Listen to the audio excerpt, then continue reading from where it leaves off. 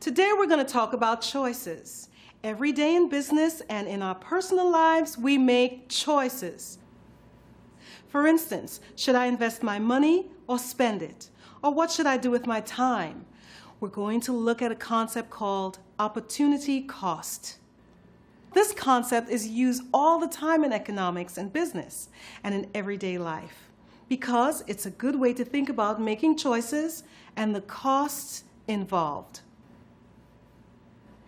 First, let's look at an example from everyday life. Say you have 2 hours of free time today. There are many ways you could spend your time, but only 2 that you're really interested in: cleaning your apartment or taking a nap. There's not time for both, so you have to choose. If you clean your apartment, you won't have time to take a nap. If you take a nap, you won't have time to clean your apartment. You must choose. And remember, doing one thing means choosing not to do the other. This is what we call opportunity cost. Opportunity cost is the thing you give up to get something you want. Again, opportunity cost is the thing you give up to get something you want.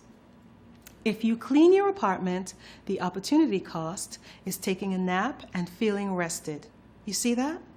On the other hand, if you take a nap, the opportunity cost is cleaning your apartment and having a clean living space. So this is the first important point about opportunity cost. The focus is not on what you get when you make a choice, but what you give up. Hence, by doing one thing, you lose the opportunity to do something else. That's what we mean by cost.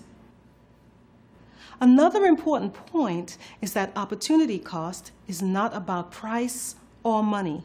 Instead, it's a way of looking at choices that don't have a price tag, like feeling rested after a nap.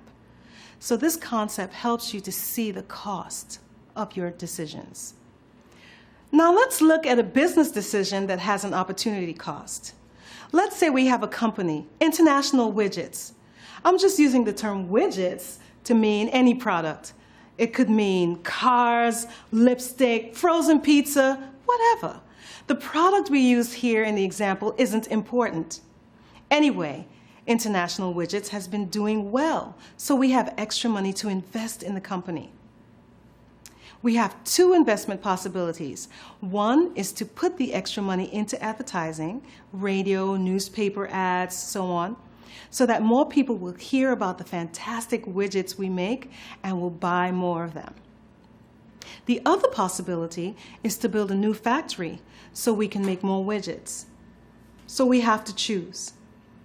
If we choose to build a new factory, then the opportunity cost will be advertising and people hearing about our fantastic product. On the other hand, if we advertise, the opportunity cost will be a new factory to make more widgets. We might spend the same amount of money in each case, but the opportunity cost is different with each choice. Of course, many decisions are more complicated, have more moving parts than that example. So let's add a third element.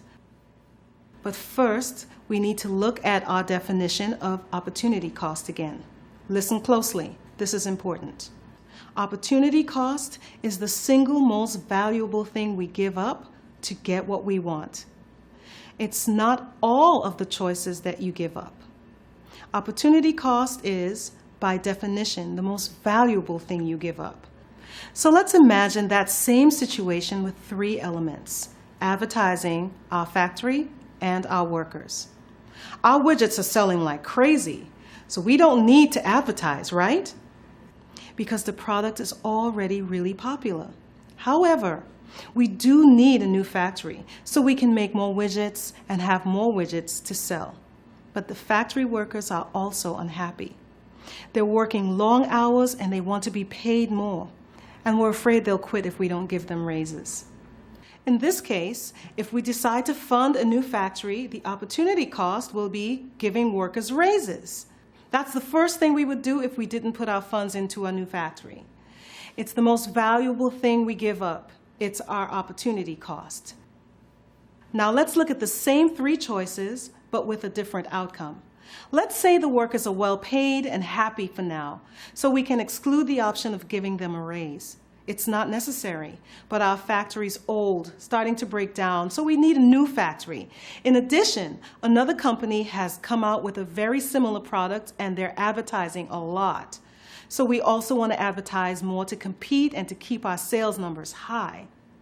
In this case, if we fund a new factory, the opportunity cost will be advertising. It's what we would do if we didn't choose to build a new factory. Well, I hope these examples help explain the concept of opportunity cost, and you can see how useful this way of thinking is when making decisions. Next time, we'll look at more examples of how we can use the idea of opportunity cost.